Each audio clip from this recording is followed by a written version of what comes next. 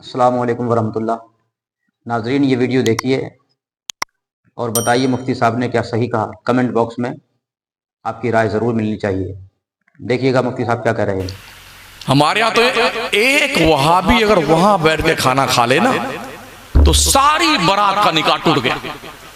सारे बारात इस्लाम के दायरे से खारिज, सब कलमा पढ़ो, सबका निकाह। फिर क्या जंगलीपन का फरमान सादिर किया जाता है? कहां लिखा हुआ है?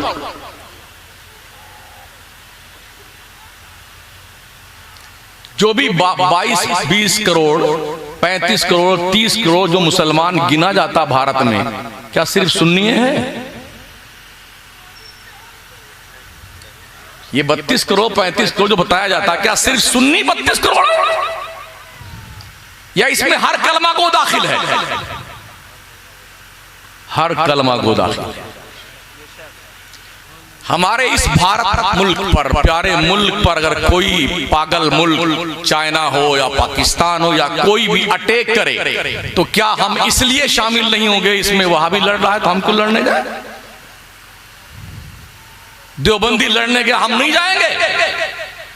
ये जायज नहीं है इसके साथ में लड़ना। ये मुल्क की जिम्मेदारी हमारी है, मुल्क की इश्तराकियत हमारी है। समझ रहे हैं आप? जहां पर कांधे से कांधा मिलाकर हर भारतीय नागरिक एज ए भारतीय अपने देश के दुश्मन से मुकाबला करने के लिए आगे आएगा। हिंदू, मुस्लिम, सिख, ईसाई, सुन्नी, वहाबी, बौरी, आगा खानी, इस्माइली, जितने सब मिलके लड़ेंगे। उस वक्त कोई फतवा लगा सकता है उनको?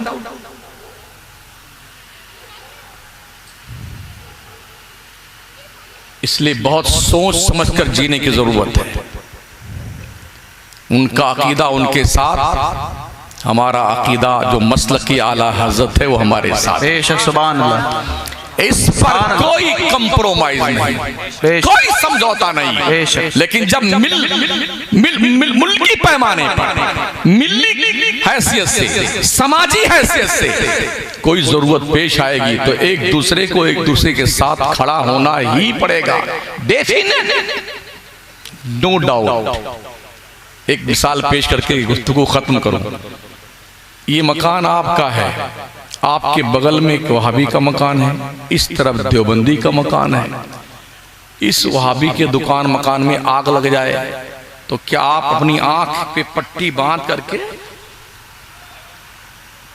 हम तो अपने घर में सो रहे, अल्लाह करे उसका मकान जाओ तेरा नंबर आएगा तब बुझाओगे? नहीं बुझाओगे।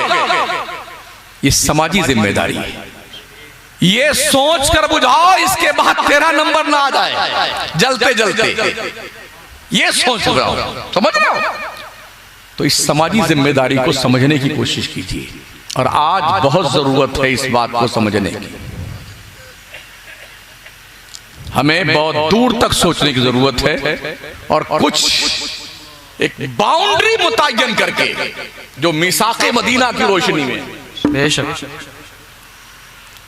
उस रोशनी में कुछ खुतूत मुतय्यन करने की जरूरत है, जिस पर न कोई फतवा लागू हो सकता है और न कोई फतवा लगाया जा सकता है। इसलिए कि अहद रसालत से इसका सबूत मौजूद है। सुभान। हर शख्स अपने घर की जिम्मेदारी महसूस करे और रोजाना अपने बच्चियों का नोटबुक चेक करते रहिए।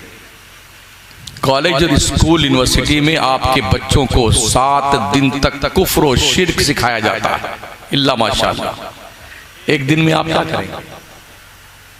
एक दिन में आप क्या सिखा सकते हैं? भागने वाली लड़कियों में से ऐसी लड़कियों की भी रिकॉर्ड हमने पढ़े हैं, क्या मेरी जमात की लड़की थी, अल्लाह, जिनके घर में हफ्तावारी इज्तिमा होता था, मौलाना की शहजादी, कैरियर बनाने के धुन ने शादी की उम्र को पार कर दिया।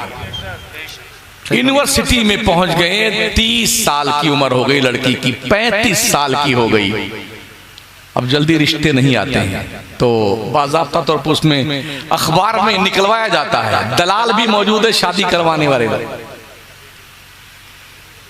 तो कभी इस होटल में, कभी उस बियर बार की दुकान पे, कभी वहां जी घूमने के नाम पर कुल्लू मनाली कश्मीर सब घूमने गए। मेरी बेटी वहां पढ़ रही है, मेरा गुड्डी वहां पढ़ रहा है, जाके देखो हो क्या रहा है। हम भी रोज देखते रहते हैं चलते फिरते क्या क्या करते हैं बदमाश लोग। सुधर जाओ अल्लाह के वास्ते। दारुल फैजान शेरी को और ताकत के साथ आगे बढ़ाइए। और हम गुजारिश करेंगे यहाँ के जिम्मेदारान हजरात की खिदमते बाबरकात में कि एक नए ढंग से एक नया सूरज उगाने का अज़्म मुसम्मम आप कर लें। बेशक शायद कुदरत को ये मंजूर हो कि फैजान शेरी के जरिए से ही कौम की एक नई रंग उमंग के साथ शक्ल देखने में आ जाए।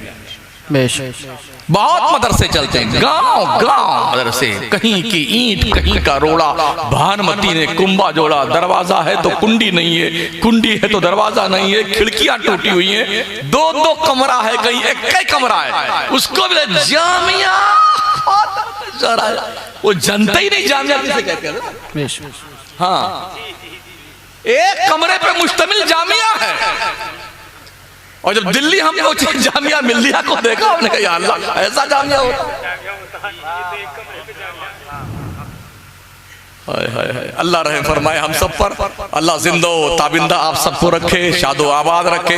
हमारे इस बिरादरी को अल्लाह एक साथ एकजुट होकर के दीन और सुन्नियत की खिदमत की तौफीक बख्शे। और हमारे बुजुर्ग जो हजरात बरगाहे करम के जिम्मेदार हैं, अल्लाह इन्हें सरपरस्ती करने की खुलूस दिल के साथ तौफीक बख्शे और सलामत रखे।